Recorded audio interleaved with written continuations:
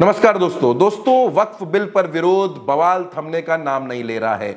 अब उत्तर प्रदेश की पूर्व मुख्यमंत्री मायावती भी वक्फ बिल पर नाराज हो गई हैं और मायावती ने नरेंद्र मोदी और उनकी पूरी सरकार को कटघरे में खड़ा कर दिया है। क्या कुछ कहा मायावती ने, मैं उनकी टिप्पणी पहले आपको बताता हूं, क्योंकि मायावती लंबे वक्त के बाद इतना नाराज हुई हैं और उन्होंने कहा है कि मुस्लिमों के साथ इस तरीके का अन्याय बर्दाश्त नहीं किया जाएगा। क्या कुछ कह रही हैं मायावती ने कहा कि संसद में वक्फ संशोधन बिल पर सत्ता व विपक्ष को सुनने के बाद निष्कर्ष यही निकलता है कि केंद्र सरकार यदि जनता को इस बिल को समझने के लिए कुछ और समय दे देती तथा उनके सभी संदेहों को भी दूर करके जब इस बिल को लाती तो यह बेहतर होता।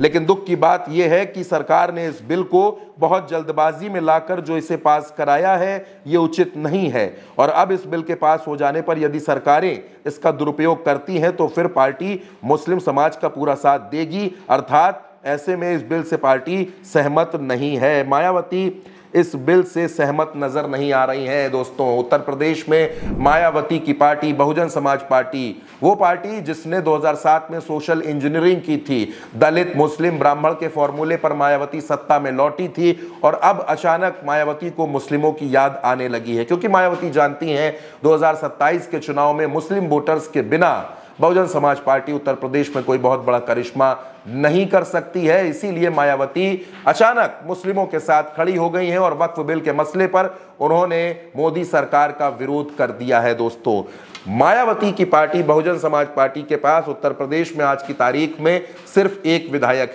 लोकसभा में मायावती की पार्टी शून्य है, उत्तर प्रदेश के विधान परिषद में भी शून्य है, सिर्फ राज्यसभा में मायावती की पार्टी के पास एक सांसद हैं।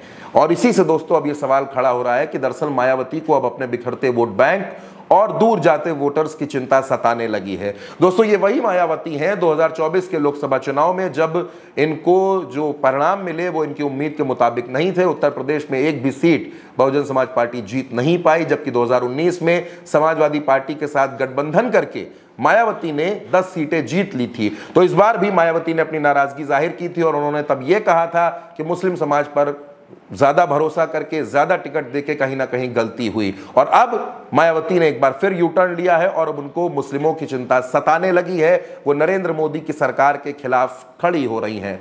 दोस्तों, 2014 से लेकर अब तक नरेंद्र मोदी ने जब जब बड़े बड़े फैसले लिए, ऐसे फैसले लिए जिस पर विपक्ष नाराज हुआ, तो मायावती ने खुद को उस लड़ाई से, उस आरोप प्रत्यारोप से अलग रखा।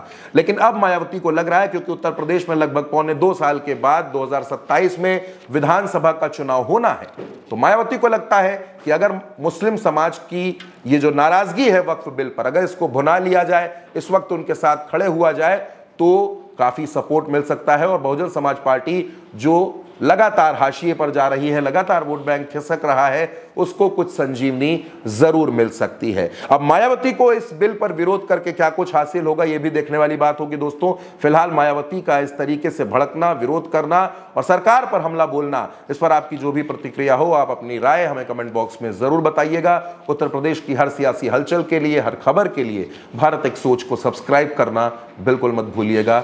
नमस्कार।